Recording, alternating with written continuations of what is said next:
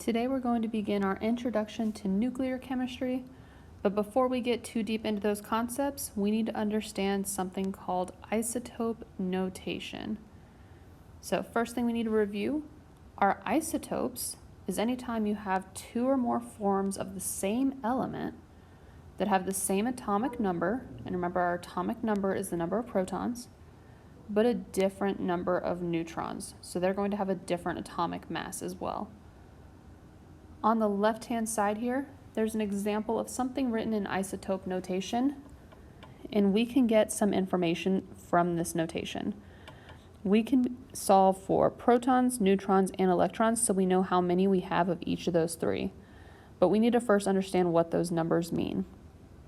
So on the bottom left-hand side, that number 12 right there is actually our atomic number. And remember that atomic number is the same as your number of protons. On the top left, you have your mass number, and the mass number is simply the number of protons plus the number of neutrons. So that tells you basically the mass in that inner nucleus. And then your net charge on the top right, that is the number of protons minus the number of electrons. So if those values had been equal, if you had had the same number of protons as the number of electrons, that would have just been blank right there because it's assumed to be a zero, an overall charge of 0. But we do have a charge in this case, so we'll have to keep that in mind. So first thing, I can find my number of protons pretty quickly because my atomic number is the same as my number of protons. So that bottom left number of 12 is the same as my number of protons. Next, for neutrons, we don't specifically see the number of neutrons written anywhere, but we do have our mass number, which is our protons plus neutrons. So that total value is 25.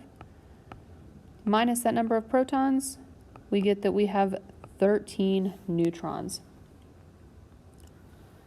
And for the last one, we need to figure out our number of electrons.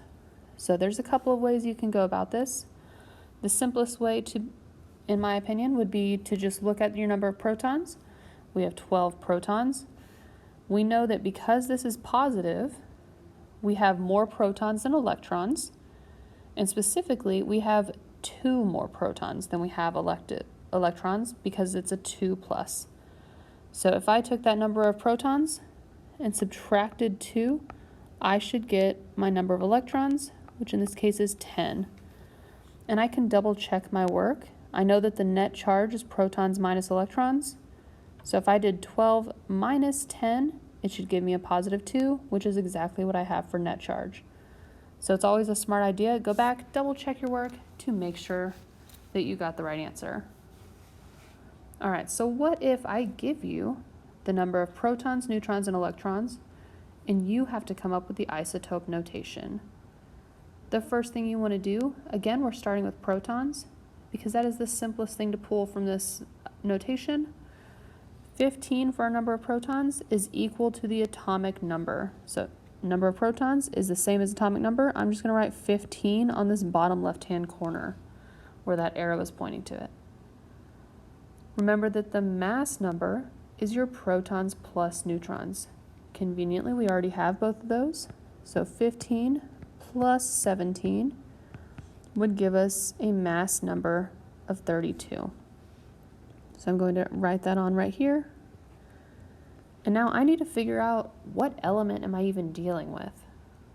Conveniently, we can find that pretty straightforward on our periodic table. We just look along the top to find the atomic number.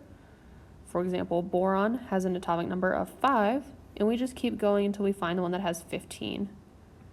For 15, we should get phosphorus. That's just a capital letter P to tell us that it's phosphorus. So we are dealing with phosphorus. And the last thing is our net charge. So you can do this 2 different ways. You can actually plug in protons minus neutrons, or protons minus electrons, 15 minus 18, and get -3. Or you can just look at those numbers for protons and electrons and pretty quickly tell that you have 3 more electrons than you have of protons. And if that's the case, you have your number 3, and because you have more electrons than protons, it's going to be negative charge overall. because those electrons have that negative charge and those protons are positive. So take a second, make sure you're confident with this, and you're going to go on and answer a few questions to make sure you can pull the information from the isotope notation and also come up with an isotope notation on your own.